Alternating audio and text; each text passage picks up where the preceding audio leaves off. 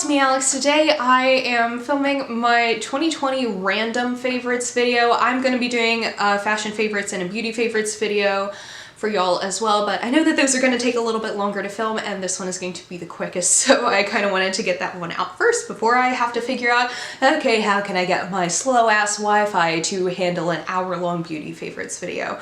Because we all know that that is exactly how it's going to go, because I bought way too many eyeshadow palettes this year and I loved almost all of them. So this is just going to be like movies, TV shows, video games, and like random other like food things and other things. Yeah, so if that's something that you're interested in hearing from me, let's just get into it.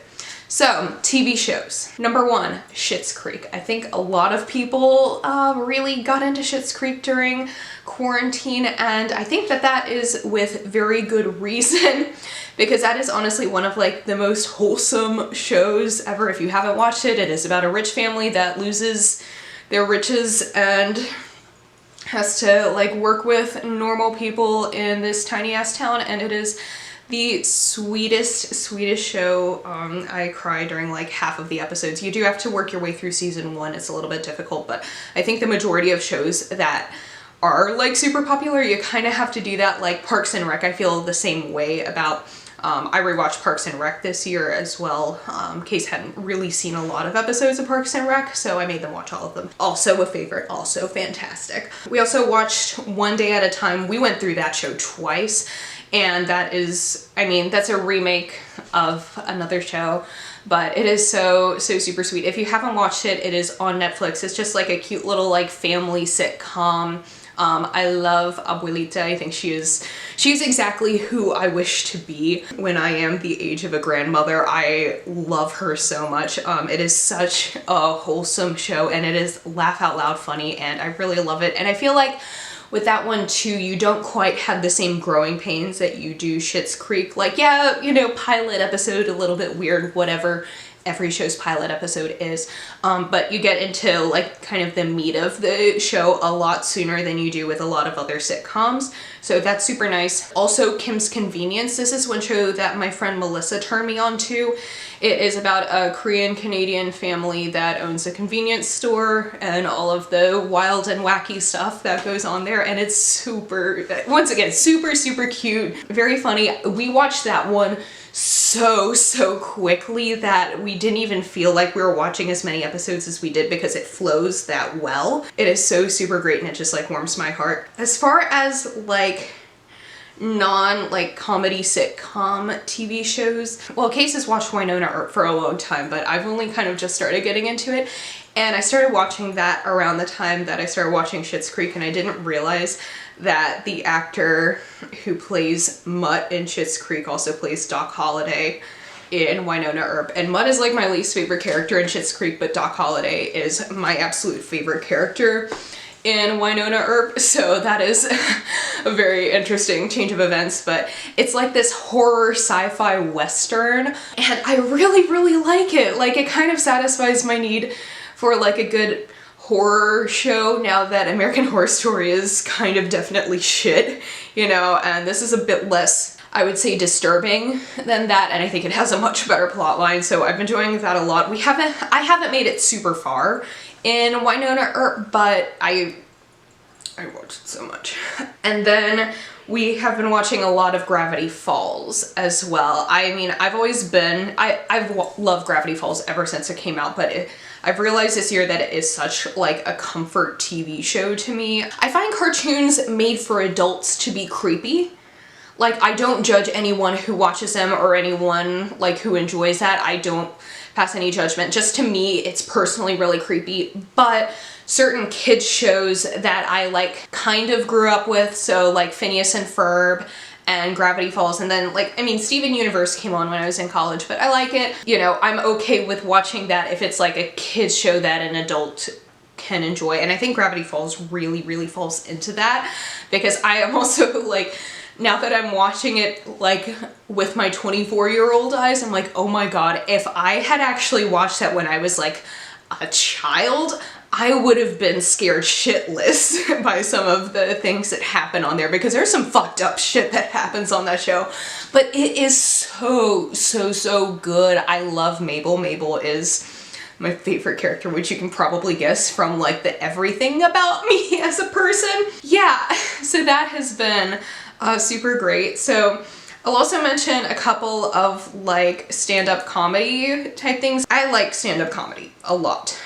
Case doesn't care for it as much as I do. However, we have found two people, well, three actually, on who we can find common ground.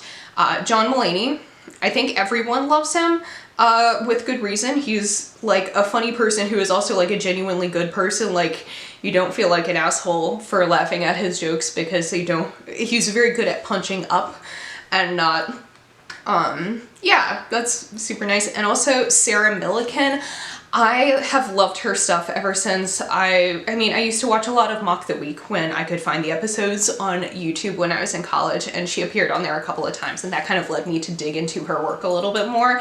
And I love her because she comes off as like this really, really sweet lady, and then she has like the mouth of a sailor, and she is very like realistic in her comedy. She does not like tone it down whatsoever, and she just comes off as an absolutely delightful person. I love her. Will also act as a transition into movie favorites. We watched The King of Staten Island when that came out. I think it was in July on demand. That was like Pete Davidson's semi-autobiographical film. And then we went back and watched some of his stand-up as well as some of his bits off of SNL. I don't watch SNL because I'm not the biggest sketch comedy person. But I'll watch like highlights that other people show me or tell me that's like the best of what happened. I enjoy his sense of humor a lot, so I've been enjoying that as well. And King of Staten Island was really, really great. I didn't expect to love it as much as I do. It definitely has like a different vibe. It's not your traditional sort of like comedy movie, but I think it has a lot of heart to it and I enjoyed it a lot. So that was pretty good, and that can transition into the films that we have been watching this year. God, I sound like very pretentious. I'm like, I watched films this year. Like that. No. Movie favorites. Knives Out. I know that came out like Christmas of last year, but I did not watch it until like this summer when it was on demand, and holy shit, I really regret not seeing it sooner. It is so good. If you know me, you know that I'm a Marvel person. I love Marvel films. Well, I'm not going to consider myself a nerd in that regard because yes, Marvel films are so mainstream now, you know, but like it is something that I nerd out about. And Captain America is one of my favorites, and seeing Chris Evans, honestly so many things that Chris Evans does just, and I especially loved him in Knives Out. It's just so glorious, and I just love the comedic timing of the film and like how twisty and turny it was. And then I went back and rewatched it after I'd seen it the first time. It was just so good. Before the big plague happened, we went to see a couple of movies in the theater. We usually will go to see movies in theater about twice a month when things are normal, just because we both love Marvel and horror movies. So normally, if it weren't for all that was going on, we would have seen a lot more films this year. We saw Birds of Prey, which I know not a lot of people love, but I thought that it was absolutely fantastic. I love Harley Quinn, and I love that she was able to get like her own film where she got to be her own person outside of the Joker, because out of all of the fucking straight people who romanticize Harley and the Joker's relationship, no, there's something wrong with you, please, no. That was really fun, and I also absolutely love the soundtrack. Theoretically, if I were to go to the gym, that would be my gym soundtrack. Instead, it's my soundtrack for when I just like go for walks or I just need to like hype myself up to do something. So that's been super great. We also saw Gretel and Hansel before that, and that was so good. Again, it's not something that everyone particularly liked. I thought it was very like aesthetically pleasing, very art house. Sophia Lillis. I am very excited to see all of the things that she does because I loved her in it and I've loved her in this. I know that she has either a movie or a TV show on Netflix that I haven't watched yet, but like she absolutely comes across as like one of those girls that I would aspire to be when I was her age, and I think she's gonna do great things. I think she's a great actress. Yeah, it was a PG-13 horror, and normally, you know, people have their feelings about like the different ratings of horror films, and I definitely do fall into the, I think it takes a lot for a PG-13 horror to be good, but I think that this one did like a very good job of being creepy. I also realized that saying like a very good, I meant to say very good, whatever. So now on to movies that we watched like when the pandemic happened, when we were stuck inside. So I didn't watch as many new horror films as I would normally want to. I've spoken about this on my channel before. I have a lot of anxiety, and while I never really get like anxiety or panic attacks about the specific things in horror films, the adrenaline amps up in my body and I start thinking about like other things in my life that I'm anxious about. So like instead of me being like, oh my god, Pennywise is gonna come get me, I'm more like, oh my god, I just watched both of the It films and now I'm worried about how I'm gonna pay back my student loans. So that's kind of how my brain works, and in a pandemic when everything is already kind of like heightened, I didn't want to exacerbate that by watching a whole lot of new films where I wouldn't know quite what would happen. I did a lot of rewatches, so like Halloween, Friday the 13th, Terrifier, Hereditary, and Midsummer, because I've already seen those and I very much enjoy them, but they don't affect me the same way they did the first time around. Same with both of the It films. I'm good with both of those now. It takes like the first 15 minutes to get me through the beginning of It Chapter 2, because the beginning of that one is just straight up fucked up, and that film is very good at just like, okay, here's the fears of like being an adult now. Here, let's present them all to you in the first 15 minutes of the movie. So we did a lot of rewatching of movies. I did watch a few new ones this year. Hush, which I think we actually watched before quarantine. I think it was like the week before quarantine, probably. That one was really good. I know that one's been around for a while.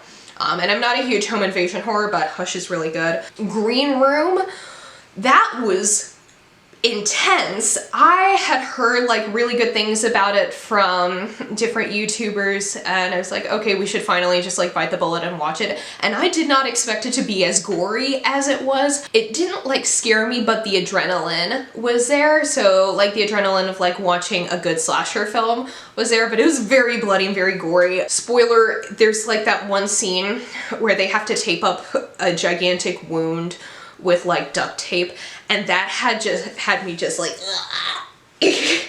not because of like the wound itself, but because I'm like, oh god, how is that gonna feel when you take off the duct tape? like you know when you can feel a very specific thing. And so it gets to you. Per the recommendation of my friend Audra at Home, I watched Hell House LLC, and I thought that was really good.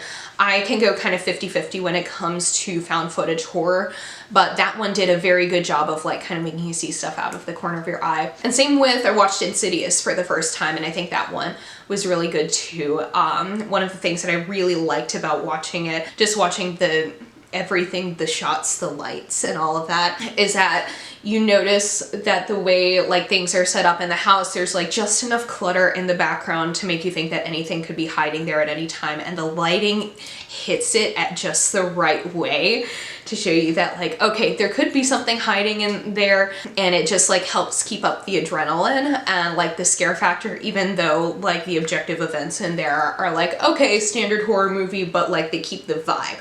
Really, really good. This is on Shudder, the movie Host, which I think was the first like all Zoom themed horror movie. Basically it was supposed to be like a group of friends doing a Zoom seance. One of them doesn't take it seriously and it all goes to shit.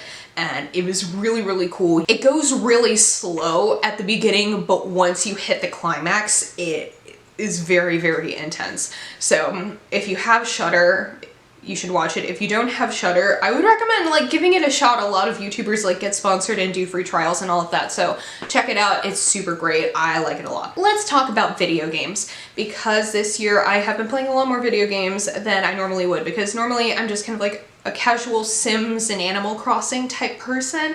But obviously I've been stuck inside a lot more. So beginning of the year, I mean, I played this even before the beginning of this year, but Stardew Valley, I've been loving that a lot, especially because when I was in grad school, we had a community garden, and obviously like I've graduated, I'm not able to get over there and do that anymore, and I don't really have the space to have a garden right now. So Stardew Valley, I know it's kind of silly, but that kind of helps fill that void inside of me. It's just like such a nice little wholesome game, and I've been loving that a lot. Here's my Switch right here. I have Animal Crossing stickers on it. I've been playing Animal Crossing so much. I don't have like one of those really cool looking islands just because, I don't know, I'm a perfectionist with a lot of anxiety, so a part of me wants to do it, a part of me is just like, no, let's just like let all of the flowers take over. But it's so fun. I have loved Animal Crossing since Wild World. I think it's such a good time. It's very calming for these unprecedented times, as I've gotten in every promoted email ever. I'm a Nintendo gamer. Case is a PlayStation gamer. They've been a PlayStation gamer since they were like 8. And because of that, they were able to get on like the pre-order list for the PS5, so we've been playing a lot with that, which that was the most stressful day of our lives when the PS5 pre-order waitlist was up. But we got it. We got through it. So we're having fun with that. We got through Borderlands this year, which I've been wanting to play for a long time, and I've been really enjoying it. I didn't anticipate myself liking a first-person shooter as much as I did, but that one's really fun. It has like the right amount of chaos in there that it's not like, okay, tactical mission, gotta work together with everyone. It's more like, okay, just come in here and not be subtle, because I struggle a lot in games where you have to sneak because I get so anxious about it. So if I can come in like guns a-blazing and do all of the things and complete the mission that way, that is significantly more fun and a lot less stressful for me. Recently, we started playing Mortal Kombat. That has been pretty great. I had always, like, that was something that we always played with like Case's cousins when we would get together, but obviously we can't because they live 8 hours away, so that wouldn't work as well right now. But I always kind of wanted the opportunity to really kind of play it and kind of get my skills up, and that's been pretty fun too. And like, we've played a couple other games off and on. I've been watching Case play Assassin's Creed Valhalla. A part of me wants to play it, another part of me worries that like the sneaking part of it would make me too anxious to do it, so for now I'm very happy with just watching them play it because it looks super cool and super fun. So that's been really enjoyable. We did play Don't Starve for like 2 days and then like the game glitched, so we need to like get back into it because I did have a really good time when we did play it. We just haven't done it in a while. I did play Dead by Daylight for a little bit because that's also a game we play with Case's cousins, so we can actually play that like online. And it's pretty fun, but I kind of got to a point where that was also a very like anxiety inducing game. Like I can play about 2 or 3 rounds of it before I'm like, okay, done with this, don't like that at all. Yeah, so those are the games we've been playing. And now let's talk about just like about 4 more random favorites. So let's talk about some food stuff that I've been loving. I've been trying to make a more concerted effort, especially ever since we moved into this place, to really just like take time and make food that I enjoy. I've been making stuffed spaghetti squash a lot. Yesterday I made some spinach and feta bread, which I made before many years ago, but I just haven't made bread recently, and I made that and it was really, really good. One of the specific things that I've been really loving that's just like a food item, I found this at Walmart actually. This was the low FODMAP paleo powder, and to be gross for like 5 seconds, I have IBS. I know what my specific triggers are and like what things that I can have in moderation. Like mushrooms are a big no for me. Apples and cauliflower are sometimes foods, same with like garlic and onions, but a lot of the seasonings that I enjoy are garlic and onion based. And so that was something that I struggled with a lot because I am generally able to keep my body in check where I'm generally okay to eat foods that are like my sometimes foods for the majority of my life. But for those times when I'm having a flare up, I'm like, oh, I don't want to eat like bland, flavorless food. So this has been really great because this is seasoning. It's like, I think it was like $6 for this big old jar of it. It's been super great because it's specifically designed for folks with IBS to have like good tasting food that won't trigger any stomach issues. So it's been super great. Like, I really like putting this on asparagus and green beans, especially if you put like some butter, or I've actually been using the vegan, I can't believe it's not butter, that has been really, really nice just because I actually kind of like vegan butter. I know it's not everyone's preference, but I kind of like it almost more than the original when it comes to like putting it on like toast, bagels, veggies. When it comes to baking, I use like regular. Yeah, this has been super, super great. I've been putting this on a lot of stuff. It's basically, it has Himalayan pink salt, chili powder, black pepper, oregano, basil, cumin, white pepper, and cayenne. And so this tastes really, really good. I do have to be careful because, like, you know how sometimes usually on the tops of things, the spoon side and the shaky side are like different sizes, so you can tell the difference. You can't really tell the difference unless you like look closely at the drawing on the lid of this. So there have been many times when I've just like dumped way too much into my food, but it still tastes really good, just a little bit more on the spicy side. I also have officially started trying to cook with Beyond Meat. I've mentioned this before, I've been a vegetarian since I was 13, so 11 years now. Before then, I don't really think I've ever had ground beef before. Like, I don't recall it at any point in my life. My family was definitely more of a chicken and fish sort of family with occasional pork. So I know that I've never had a hamburger like for real in my life. And like there's certain things that I've never had, like I've never had steak, a lot of like lobster type seafood, which I don't really have the desire to taste. Like, I'm fine without it. But Case definitely comes from a more meat eating family, which is fine. I do not judge anyone for eating meat. I am not that kind of vegetarian. That is not the kind of person I want to be. So I've been cooking with a lot of Beyond Meat recently, and according to Case, it tastes like the real thing.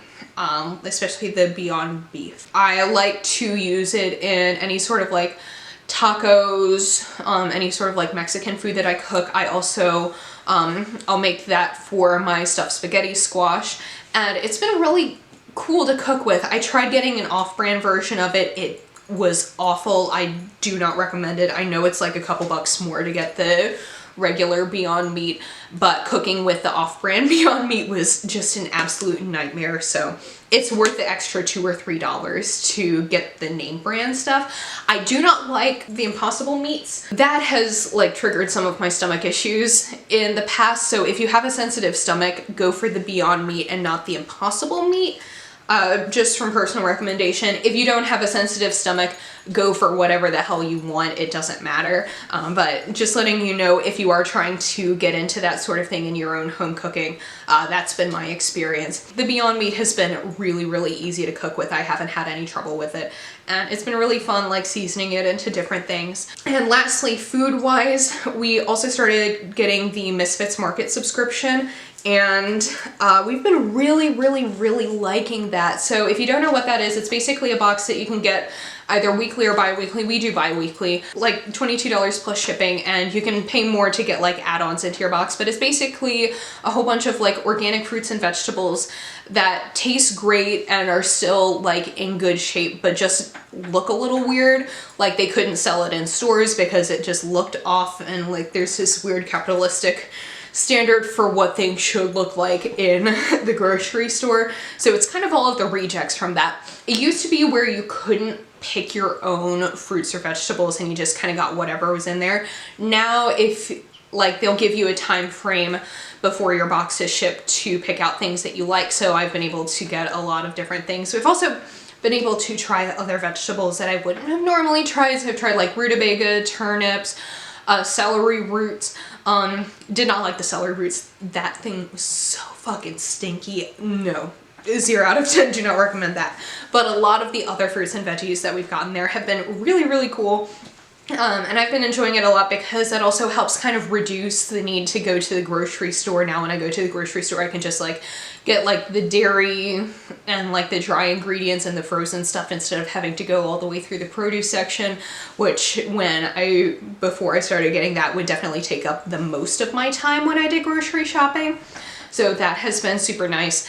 And this is not a sponsored thing, but I do actually have like a link where if you want to try it, you can get like some money off, and I'll get money off my next box. So if that's something that you're interested in, I'm gonna link that, but that's not sponsored. This is just something that I've found genuinely really cool because I'm also like trying to reduce like food waste, my carbon footprint and all of that. So that it's just been really fun. I think that's and it's helped kind of encourage my like cooking creativity so I'm not stuck in my same rut of like the same 3 dishes all the time. Okay, one last random favorite. This yarn from, I believe it's Lion brand. It's called their Eco Cozy yarn. It's made out of all recycled materials. I'll show you my current project with it. I'm trying to make some seat like cushions for my dining room chairs just because those are very hard to sit on, so I wanted to make some cushions for that. Let's see, I made my dad's Christmas present out of this yarn. It comes in a bunch of different colors. It doesn't have like quite the full rainbow spectrum of colors. Like they all kind of fall into the kinds of things that I like to make. So with dad's, it had this really beautiful like slate gray that I made into something for him. I don't anticipate him watching this video, but I don't want to take any chances as to him knowing exactly what it is before he gets it in the mail. It's really, really soft. I also have it, I started making something for me out of this yellow here, and then I realized that's not what I wanted to make, so I think I'm gonna repurpose this into some mittens because I think that would be really nice. It's very thick, very soft, very cozy. It's nice because since it is so thick, it knits up really fast. So the only reason it's been taking me so long to make these seat covers is just because those are big like this direction. This has just been really, really fun for me to knit with. I have been trying like some other yarns, but nothing I've really liked as much as I like this one. Like this is one where I'm like, yes, get it for me in every single color. I want to stock up on it. It's been super fun. So yeah, that's a yarn I've been loving, and you can just get it at Michael's. It's like $7 for a thing of it, but usually, especially around this time of year, Michael's does some really good sales. It's like buy one, get one half off, and you can usually stack coupons with Michael's too. So it's been really fun. I like it a lot. So let me know down below what are some of your random favorites for the year. I am very tired of talking. I want to go eat some lunch. Yeah, so that's it for this video. Thank you for watching. Give it a thumbs up if you like it. Subscribe if you want to see more videos from me. And I will see y'all in my next one. I hope y'all have a wonderful day. Bye!